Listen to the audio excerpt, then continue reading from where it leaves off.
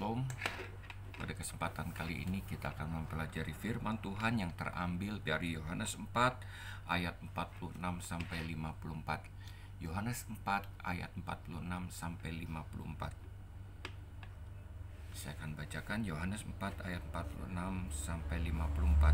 Yesus menyembuhkan anak pegawai istana.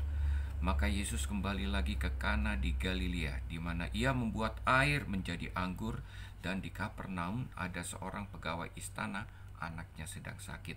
Ketika ia mendengar bahwa Yesus telah datang dari Yudea ke Galilea, pergilah ia kepadanya, lalu meminta supaya ia datang dan menyembuhkan anaknya, sebab anaknya itu hampir mati. Maka kata Yesus kepadanya, "Jika kamu tidak melihat tanda dan mujizat, kamu tidak percaya." Pegawai istana itu berkata kepadanya, "Tuhan, datanglah sebelum anakku mati." Kata Yesus kepadanya, "Pergilah, anakmu hidup." Orang itu percaya akan perkataan yang dikatakan Yesus kepadanya, lalu pergi. Ketika ia masih di tengah jalan, hamba-hambanya telah datang kepadanya dengan kabar bahwa anaknya hidup. Ia bertanya kepada mereka, "Pukul berapa anak itu mulai sembuh?" Jawab mereka, "Kemarin siang pukul 1 demamnya hilang." Maka teringatlah ayah itu bahwa pada saat itulah Yesus berkata kepadanya, "Anakmu hidup." Lalu ia pun percaya, ia dan seluruh keluarganya. Dan itulah tanda kedua yang dibuat Yesus ketika ia pulang dari Yudea ke Galilea. Bapak Ibu, kita menjadi orang Kristen, goalnya adalah supaya kita menjadi orang-orang percaya yang sungguh-sungguh. Saya beri judul pemberitaan firman Tuhan kali ini adalah percaya sungguh-sungguh. Ya, bukan hanya kita sekedar datang ke gereja, tetapi kita hidup mengandalkan Tuhan, menyerahkan seluruh kehidupan kita kepada Tuhan, dan percaya Roh Tuhan yang sudah tinggal di dalam kehidupan kita akibat kita menjadi orang-orang percaya, dan hidup kita adalah hidup yang dipimpin oleh Tuhan, hidup yang melakukan kehendak Tuhan, hidup yang mengandalkan Tuhan. Itulah artinya percaya sungguh-sungguh. Bapak Ibu, kali ini kali kedua Yesus datang ke Kana, daerah Galilea, di mana pada saat sebelumnya Yesus sudah mengadakan mujizat. Air berubah menjadi anggur. Ya, kita melihat pelayan-pelayan pesta dengan terpaksa percaya kepada Yesus karena di dalam kehidupan mereka saat itu mereka menginginkan mujizat. Air berubah menjadi anggur. Terpaksa mereka percaya apa yang dikatakan oleh Tuhan Yesus. Ya. Dan apa yang terjadi ketika mereka mencedok air yang dimana Tuhan Yesus menyuruh mereka untuk menuangkan air ke tempayan. Mereka mencedokkan dan membawa kepada pemimpin pesta. Dan saya percaya pada waktu mencedokkan air tersebut, air tetap air. Tetapi ketika mereka mencedokkan dan membawa air itu kepada pemimpin pesta, disitulah air berubah menjadi anggur, Bapak Ibu. Sama seperti 10 orang kusta disuruh pergi ke imam. Mereka belum sembuh, tetapi di tengah jalan mereka sembuh, dan pada akhirnya imam akan mengatakan kepada mereka bahwa mereka adalah halal, tidak lagi menjadi orang-orang yang najis. Nah, Bapak Ibu, ketika pegawai istana ini menjumpai Tuhan Yesus, dia dari Kapernaum dan anaknya yang sakit ada di Kapernaum, dia pergi ke Kana di daerah Galilea. Itu perjalanan kalau saya biasa melakukan antara Kana ke Kapernaum itu setengah jam naik bis. Ya, mungkin kalau berjalan kaki dalam situasi kondisi seperti itu sekitar 3 sampai 4 jam.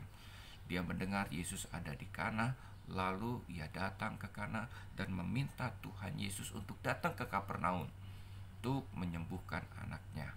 Ya.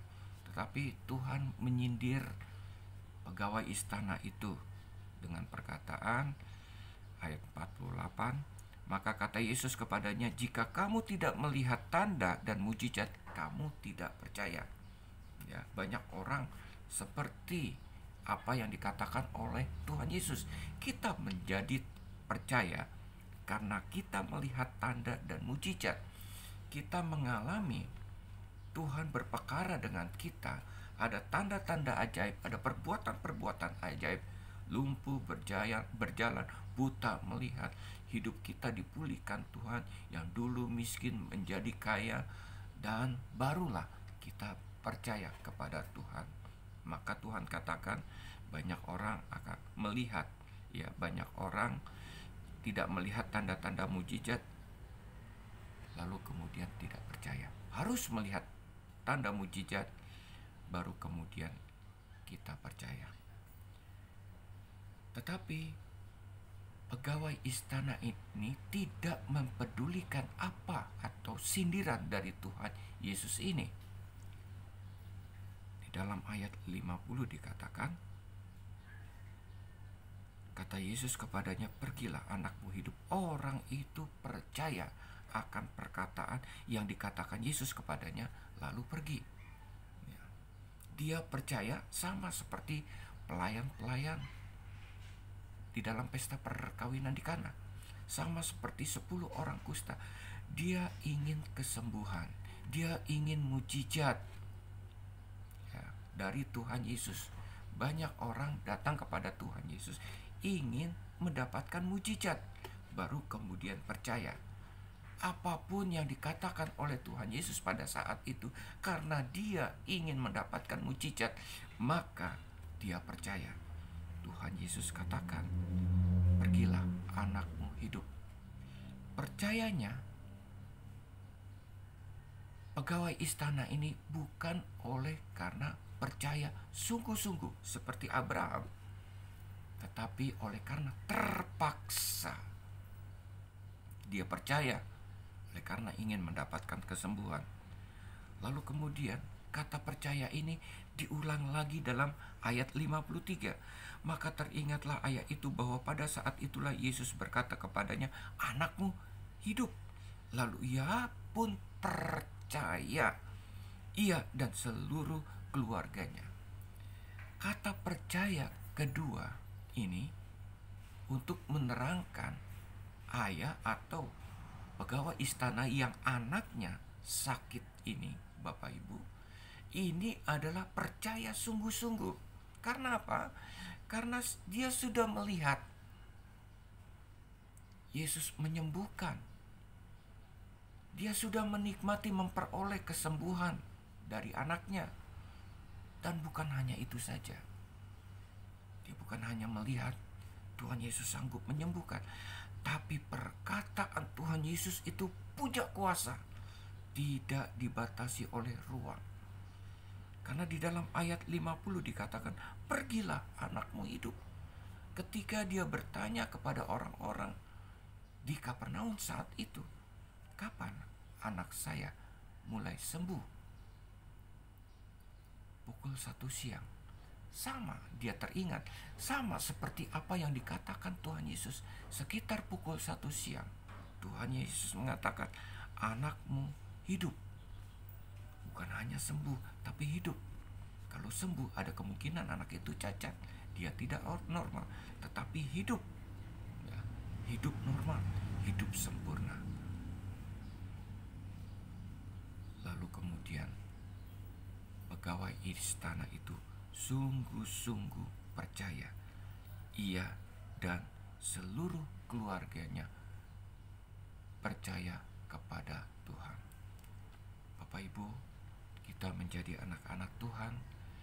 Kita punya kuasa untuk hidup sebagai anak-anak Tuhan yang percaya sungguh-sungguh kepada Tuhan. Dia berikan kita kuasa untuk percaya kepada Tuhan. Bukan sekadar kita memperoleh kehidupan yang supranatural dalam kehidupan kita. Orang-orang Kristen tidak bisa disantet. Orang-orang Kristen tidak bisa kesurupan sesungguhnya. Karena Roh Kudus Tuhan, Roh Tuhan tinggal di dalam kehidupan kita. Dia menolong kita, dia melindungi kita, dia menyertai kita. Bahkan dia memimpin kita dan membuat kita sanggup berkata tidak terhadap dosa. Dan terlebih lagi, ketika Roh Tuhan tinggal di dalam kehidupan kita. Kita sanggup berkata tidak terhadap dosa. Banyak orang Kristen ketika dia sudah mengalami Tuhan, dia pergi ke gereja, tetapi sesungguhnya dia belum percaya sungguh-sungguh kepada Tuhan. Karena apa? Karena hidupnya masih jatuh bangun dengan dosa. Hidupnya tidak dipimpin oleh Tuhan, Roh Tuhan yang tinggal di dalam kehidupannya. Dia tidak mengalami kepenuhan Tuhan di dalam kehidupannya. Ketika ada masalah, ketika ada bencana, ketika ada persoalan, hidupnya diliputi oleh kekhawatiran. Khawatir, takut adalah hal yang manusiawi, tetapi hidup kita tidak diliputi, hidup kita tidak dipenuhi oleh kekhawatiran, karena Roh Tuhan tinggal di dalam kehidupan kita. Dia memberikan damai sejahtera dalam kehidupan kita. Dia memberikan sukacita, bahkan terlebih lagi Dia akan memberikan jalan keluar dalam kehidupan kita. Serahkan hidupmu kepada Tuhan dan percaya bahwa Tuhan akan bertindak untuk kita. Jadilah orang-orang Kristen yang sungguh-sungguh percaya. Tidak hanya percaya karena mengalami mujizat Tuhan, hidup diberkati, tapi terlebih lagi hidup yang sungguh-sungguh mengandalkan Tuhan, hidup yang memuliakan Tuhan, hidup yang dipakai Tuhan untuk menjadi saluran kasih dan berkat Tuhan kepada orang lain. Dengan demikian, Tuhan akan dimuliakan di dalam kehidupan kita. Hidup kita tidak menjadi batu sandungan untuk orang lain. Dan saya percaya banyak orang akan datang kepada Tuhan melalui kehidupan kita. Dan hidup kita pada akhirnya hidup yang memuliakan Tuhan. Tuhan memberkati. Shalom.